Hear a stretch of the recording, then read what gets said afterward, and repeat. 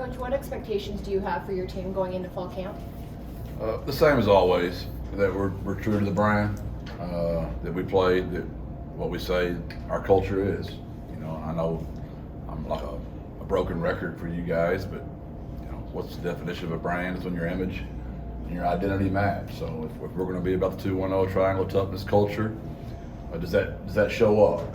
And if we do all those things that we say we're about, then we'll live with the results. And if we don't, we'll live with the results as well.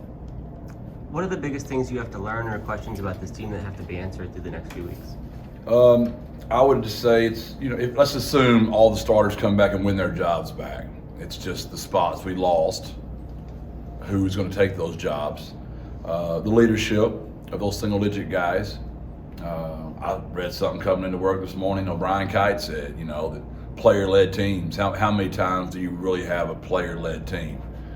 Most of the time, that's the coach leading them, and you say it because it's the new term, right?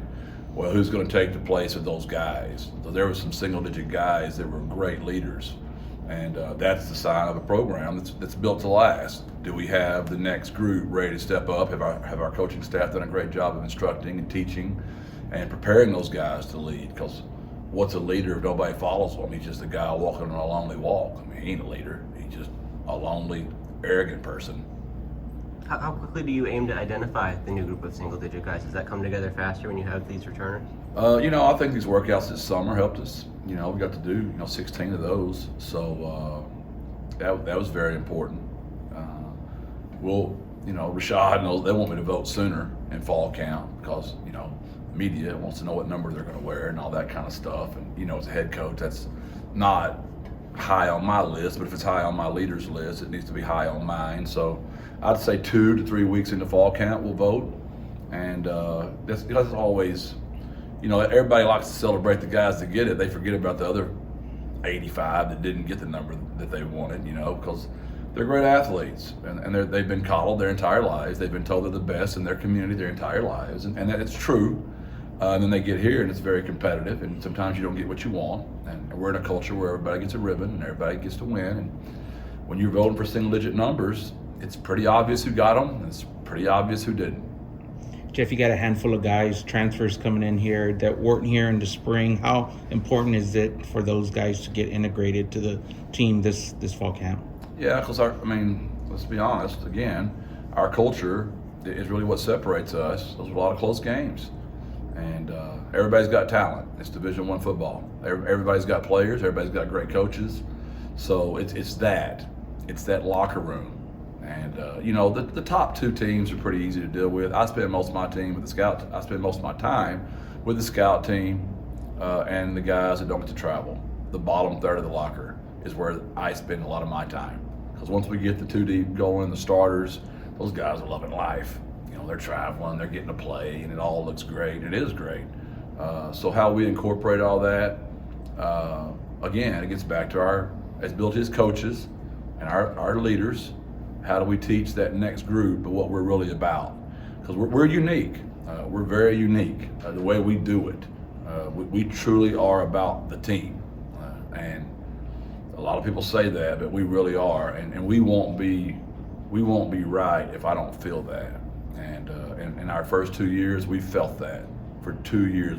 Everybody, media, crowd, coaching staff, whether we won or lost, there was only maybe one time in 2 years where we were looking out there going, are we sure they're all in right now? The other 24, 25, however many that is, everybody's like, those guys are all in. Jeff, obviously jobs are won in camp, but is there 1 or 2 transfers or guys that you saw in the summer or spring that you fully expect to be like day one big time contributors? I don't know that I have enough information yet, Don, just because I haven't seen them in pads with me coaching them yet. It's been in pajamas, and there's a lot of guys that look really good in pajamas, and there's a lot of guys that don't look good in pajamas. And then when the pads come on, all of a sudden, that 4'9" guy that didn't broad jump very well is out there making plays like crazy, and he's too short, and he's too slow, and he's too this, and then he's out there just making plays, right? So We just had a staff meeting again. What the 2 deep's going to look like when we take the field tomorrow. And I literally just said to my staff that my son is in the National Football League, so I have pretty good intel on some of that stuff. There's a lot of those NFL teams that pay millions of dollars to scouts that hire private detectives. That's all they do, right? And then they pick them in the first round and spend millions of dollars, and you never hear about those guys. There's still something to be said about a functioning brain cell and some character, guys that give a crud. I don't know if you know that, because again, we're all a little older now, Don. Some of that has to do where you are in your life. Did your girlfriend break up with you? Do you have some money in your bank account? Your mom and dad doing good back home? Is there illness in the family? Did their dog get run over? I mean, you'd be shocked at what makes 18, 22-year-old young men kind of go up and down. So, their names, Nick Fortune's been playing a lot of football at West Virginia. Joe Evans has played a lot of football at LSU. Pig played a lot of football at LSU. He was a freshman All-American at FCS school. Payne Abear, he's a guy that's come here and done really well. So I'm sure I'm leaving. Tony Hawkins is a guy that played some good football at TCU. So we brought in some guys that we expect to be, competing. We had to get some depth on defense. We felt like we've done that.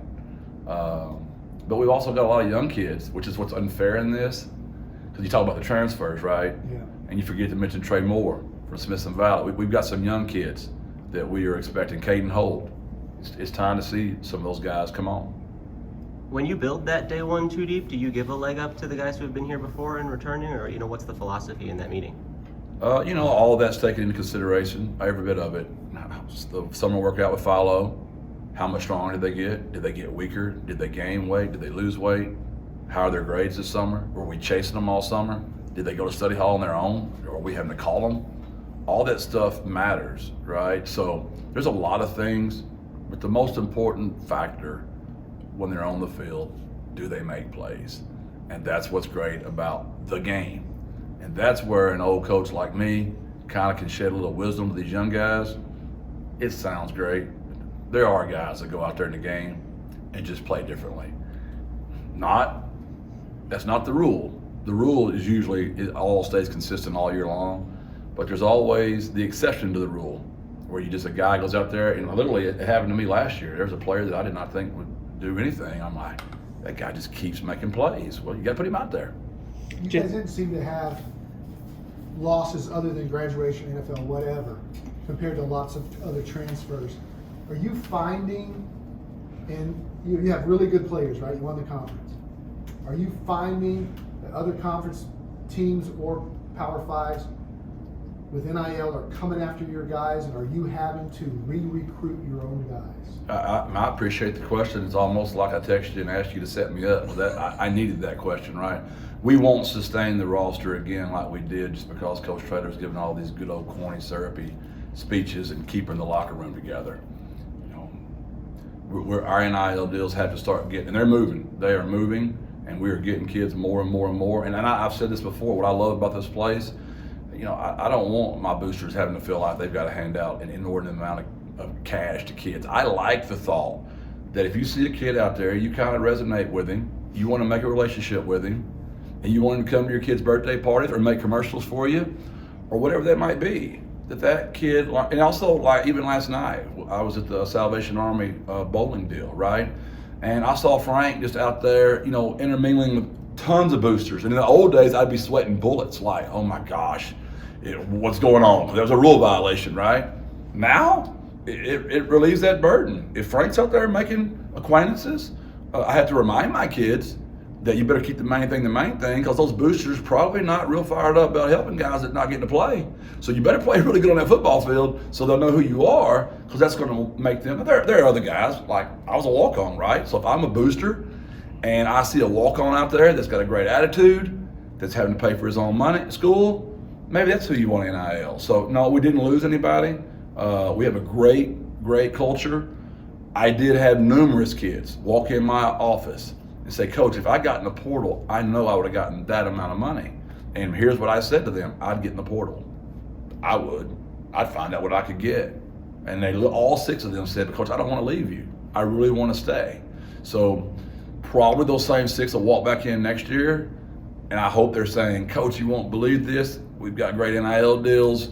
We're golden. But we've got to get that going if we're going to stay a player the way college football is going right now. Jeff, your quarterback Frank Harris got a numerous watch list awards this preseason Conference USA Offensive Player of the Year. What do you look from him in this camp to kind of sustain those expectations? Could it happen to a better kid? I mean, is there a better story than Frank Harris? I mean, I'm thrilled for him first and foremost. And man, he doesn't mess up. Like they were cornering him last night.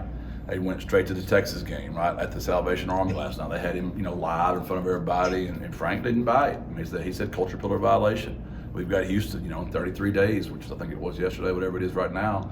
And I'm just really happy for him. He just leads our team. He's a much better thrower of the ball now, command of the offense. I cannot say enough great things about Frank Harris, and I'm thrilled for all of his success. His mother, his father, the city of San Antonio, what a blessing for me. I mean, I got 2-1-0 all the time, right?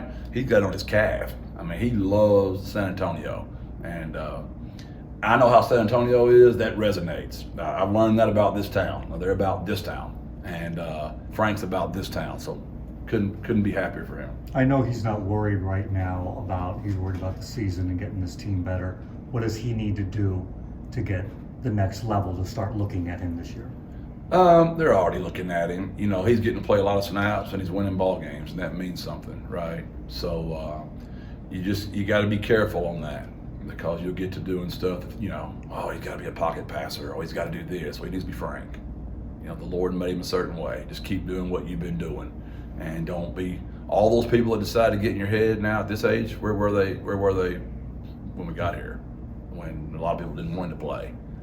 So I would just caution him to be careful and keep trusting the process, win the day, stay true to the brand, and the rest of that stuff will take care of itself.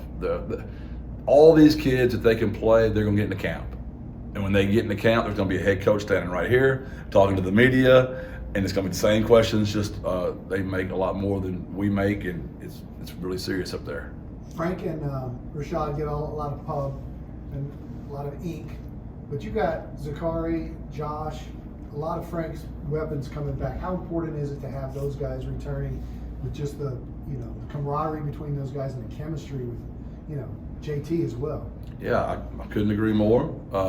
And those 4 offensive linemen and Ostrich played significant moments. Tyke Kellogg's played significant. Trey Bradley has played big moments for us. So we're pretty deep. Obviously, we've talked about that running back position. It's concerning, but Brendan Brady came back as well. Trey Smith comes in from Arkansas, a kid I did not mention a while ago. Ty, the JUCO running back, and a kid we recruited that's played really well, is Kavorian Barnes, who had a really great summer and a great spring. So there's a lot of familiarity on offense, and Frank gets that. Now, he understands that the better those players are around him, the easier his job is, but it always starts and finishes with the quarterback. What's your number of roster players or players on the roster you're going to have? Do you know off the top of your head headed into camp? Yes, we're allowed to bring in 110 for fall camp, but due to Title IX, we can't get higher than 112 once the season begins. So need to get some more girl sports here. Got to get that going. Jeff, is there anybody who's been a big weight room or strength and conditioning standout entering fall camp? Somebody who's kind of transformed their body since we last saw them? That's a great question. I actually today, Carrie and I listened to JJ's 13-question podcast because she likes to critique me on my answers. And she literally said to me, you say great question too much and you say right too much. So now I'm super conscious. But when it's a great question, I like to tell you that's a great question. What'd you ask? I forgot what you asked. It's about off-season strength and conditioning, anybody who's made some strides. Yeah, the reason it's a great question because we just literally went over that and I should know better. Yeah, I wish I had my piece of paper from me right now because I don't want to overlook someone. Javon Devon. I mean, his numbers were off the chart. Zay Frazier, numbers were off the chart. Christian Clayton, numbers through the roof. Those are just guys that jump off, maybe that you would not be expecting me to say. That were, I don't want to say pleasant surprises. That's what you recruit them for. Kavorian Barnes had very impressive numbers. Caden Holt had very impressive numbers. Avery Morris had impressive numbers. So Ronald Triplett, those guys all got really better. So yeah, we're excited about those kids. Jeff, you mentioned Kavorian a few times. We saw he was banged up in the spring. Is he healthy now? And then what's the status of the other running backs that got banged up in the spring? I've been teasing him because he was at every workout this summer. He didn't miss a workout. And he's been, when he got here, he had the foot fracture from the state track meet, which is unfortunate, but you want guys that are at the state track meet. Yeah. And then he had the hammy, so he's not been healthy. And I've teased him every workout, like, what are you doing here? This is 16 in a row. So he's a real humble kid, from East Texas, got great parents. And if he stays healthy, there's no reason he shouldn't play. Yeah. I don't know where you hit him. He's a bowling ball. He's rocked up. He's fast. He's strong. He's humble. That's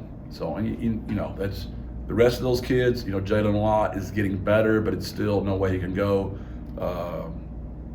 DeAnthony, had to have surgery again, and he'll be out for the year. And obviously, Kadrick had to have the ACL surgery. You never want to bet against Kadrick because that dude's like miraculous in what he can do, but he should be out for the year. Yeah. But we'll see with Kadrick. Are there any other significant injuries headed into camp? Guys that are going to be out? No, we've got nagging injuries. Yeah. I don't think we have anybody. That's going to be out. Can a guy like Traylon coming in from Arkansas be a leader in the culture, even though he's brand new? I mean, obviously he's really experienced. Arizona State first, and then Arkansas. Is he a guy that can come in and lead a room, even as a newbie? Brendan Brady's so strong, and he's not like obnoxious in any way, but he just has great respect of that room. Trey's the kind of guy that's been that guy before, so he knows what that's like. Trey's such a good boy, good young man, that he knows how to handle that situation. They're going to be a really good combination because Trey loves football. He loves to practice. He never takes a rep off, right? That's how you get people's respect. Great speakers are important. To communicate helps, but Trey will do it another way. He will never, ever come in here and challenge Brendan to who's the leader of the room. That's why they are the leaders, because people respect them. Kavorian's very much like that as well. And Ty's learning that role, which is why you need veteran guys for those young guys to watch. Jeff, is it still Bull Don't Care tomorrow, or is there another mantra or message for the group entering day one? No, it's that's gonna be what we're gonna ride with all year, and built to last will be something we kind of talk about on a deeper level, because we hear it, we feel it. I mean, they got lucky. They're not built to last. It's a 1-year deal. We try not to pay attention to us, but it does motivate us. There have been little subtle hints of what last year was for us, and it's very important to us that we stack another great year on top of 2 other great years. And we've got a lot of unfinished business left, but because nobody does care, really. Nobody does really care. It worked out good because we're in San Antonio and got a rodeo, and we all love the Spurs and the rodeo in San Antonio. So Bull don't care. People have watched a lot of Bulls here in this city. What did Coach Traylor learn about Coach Traylor's coaching last year that allowed him to do what he did so that he can get better this year? Well, that's never a problem for me because I wake up every morning. I really want to be a life learner. I know I don't have all this stuff figured out for sure. And anybody that knows me well knows that all I do. My children shame me because I don't read fiction. I don't really go to movies. Unless Carrie tells me to go to the movie, I want to learn. I'm just starved to know how the great guys are great, and so I never stop in that aspect. But what have I learned? I read my journal a ton, right, and I always reflect back, and there's always just different problems. There's always different problems, and it shows you the power of prayer, which is what I believe, because so many of our problems they come out just fine, and we learn a lot from the ones that don't turn out fine. And that's probably the biggest thing that the Lord's still leaning on me with is I got to turn it over. You know, it's not me. I got to quit trying to solve it all and trust. You know, trust more in my faith, trust more in my friends, trust more in my boosters, trust more, because it's NIL, right? I looked last year, and I won't tell you what it was, but it was something last year, and year before that, it was something else. And you just keep looking, COVID, you know, George Floyd, budget cuts, injuries, 4 quarterbacks hurt, all the linemen getting hurt, Mackay hurt, Illinois, Maka hurt, Illinois. All these problems you write down, all these things you worry about, and it just always turns out okay. And I would say quit counting on Jeff so much and count on others. Hey, when it comes to learning or whatever, will you guys have a different look at all offensively, or are there things that you are incorporating now that you have pretty much the same cast of characters, but something maybe the players want to do, something your OC's been looking at doing to have a bit of a different look? It's the high school coach in me. It's always player driven. So what our kids do well, we will do, right? We had 2 really good tight ends last year, Leroy and Oscar. So we were heavy 12 personnel, right? We also had 3 great receivers. So when we were 11 personnel, we were really good there too. So does the second tight end step up? Are we going to have a guy that can step up so we can be a 12 personnel team? That's what I'd like to do. But the high school coach in me, we're going to put the best 11 players out there, and we're going to find a way to score. The offense was built to be where we could adjust to what our strength of our players are. So Coach Stein has been with us, you know, forever, and he was heavy involved in it last year as the pass game coordinator. So if we develop a second tight end, I would say you see no difference in the offense. If we don't, you probably see more 10 personnel, more 11 personnel, and that's where we'd probably, you know, stay in that lane. All right, thanks, Jeff. Appreciate y'all Appreciate it. very much.